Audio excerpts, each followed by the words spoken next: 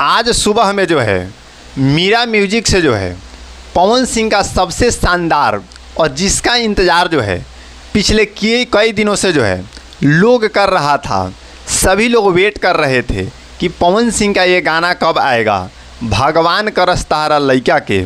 तो इस गाने को आज सुबह जो है रिलीज़ कर दिया गया है। रिलीज़ करने के बाद जो है हम सभी इस वीडियो को देखे हैं, क्या काम किया है पवन सिंह ने। मतलब 4 मिनट के गाने में जो है ऐसे ऐसे सीन को डाला गया है, कुछ इस तरह से प्रदर्शित किया गया है कि आप वीडियो एडिटर से लेकर म्यूज़िक डायरेक्टर तक सबकी आप जितनी तारीफ़ करेंगे आपके लिए शब्द कम पड़ जाएंगे। सच में जो है भोजपुरी में जो है इससे बड़ा कलाकार मिलना मुश्किल है। किस तरह से जो है आप यदि जो है इस गाने को ध्यान से सुनेंगे तो आपके रोंगटे खड़े हो जाएंगे। आप जो है पवन सिंह के विरोधी भी हैं, फिर भी आप तारीफ़ करने पर मजबूर हो जाएंगे। आप ये कहेंगे कि बाप रे भाई साहब, आपने ये क्या बना दिया है, कितना अच्छा बनाया है।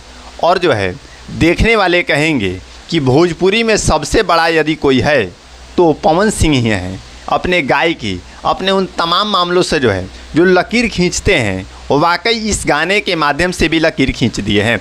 बाकी यदि आप नहीं सुने हैं तो मीरा म्यूजिक के ऑफिशियल चैनल पे जाइए और इस गाने को एक बार सुनिए। उसके बाद जो है अपनी राय जो है कमेंट में बताइएगा कि आपको ये गाना कैसा लगा।